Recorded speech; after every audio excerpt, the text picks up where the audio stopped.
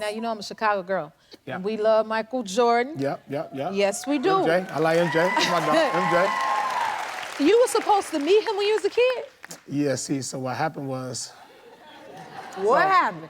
So, I was at a Michael Jordan basketball camp. I probably was, I want to say 12, maybe 11, 12 years old. And at Michael Jordan basketball camp, at the end of the camp, each kid get a one signed item from Michael Jordan. So obviously everybody stand in line. So I was playing, at the time I was playing like a little pickup game. So my coach kept like, come, hurry up, it's your time. I'm like, no, I'm playing my pickup game. I'm not coming out of line.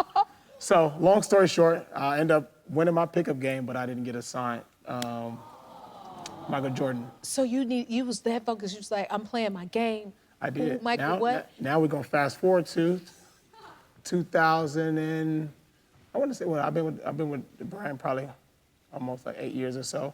I was with Nike at first, lead the brand, get a call from Michael Jordan. He signed me as an athlete, so. So it worked. No, it worked out.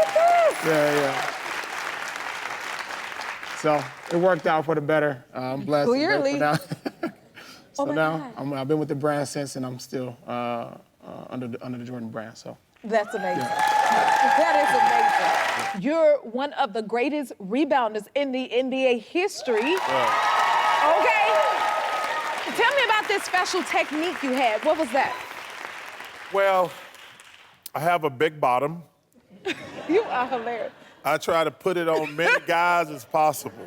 Is that... Hey, it's hard to get around this big ass. It's hard to get around it. There you go, right there is a good example. Hey, let me tell you something. He's not gonna move. Once you put that ass on somebody, they're not gonna move.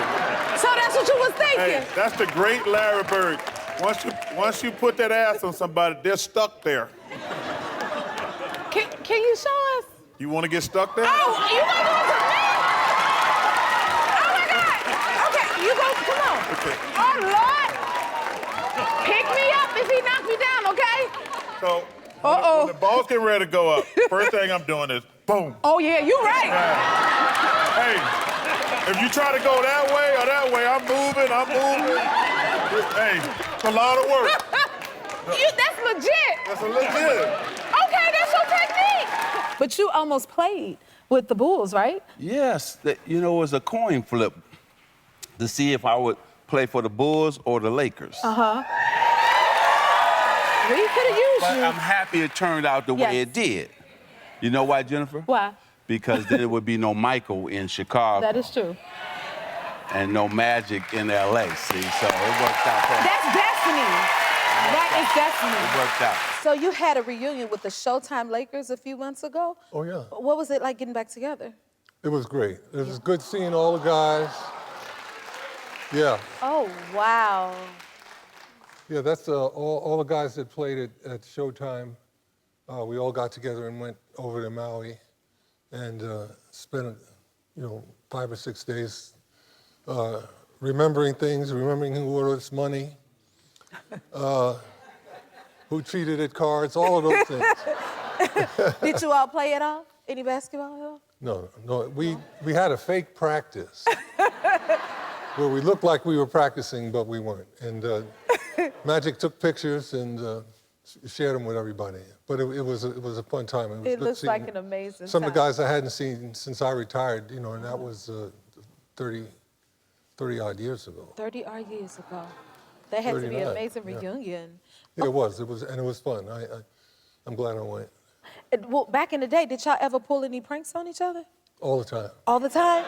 All the time. I remember one time I left Boston Gardens and they had cut up my jeans.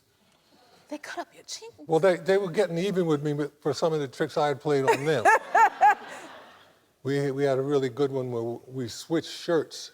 Two guys that used to hang out together, Larry Spriggs and Mike McGee, they often dressed alike, and they came in one night wearing the same exact shirt, except Larry was a lot bigger than Mike, right?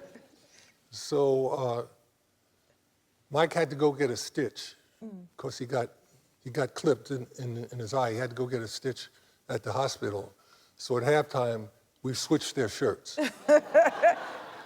And when he went to put on his shirt at the hospital, the shirt looked like a blanket.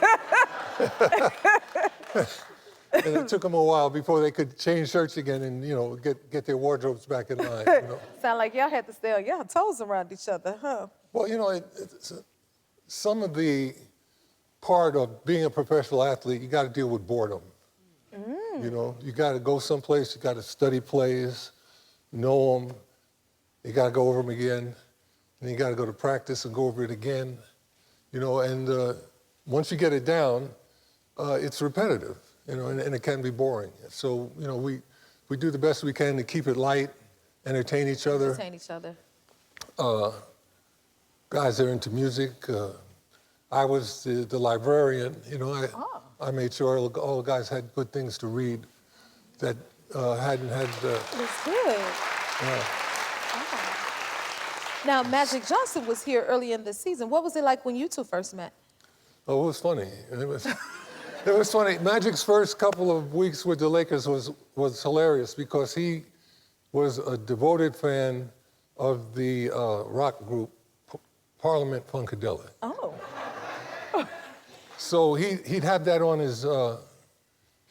his box, and we could hear him when he got into the parking lot. We could hear Parliament. We could hear. You could hear him coming. Here he comes. He comes through the door. But we had a lot of ways that we used to haze the rookies. And his rookie year, he was my guy, and he had to get my newspaper every morning. Magic Johnson. Yes, he did. Yes, he did. And he got it, too. If you like this video, smash that like button and subscribe to the Jennifer Hudson Show YouTube channel. Check your local listings or visit jenniferhudsonshow.com to see when you can watch full episodes in your area.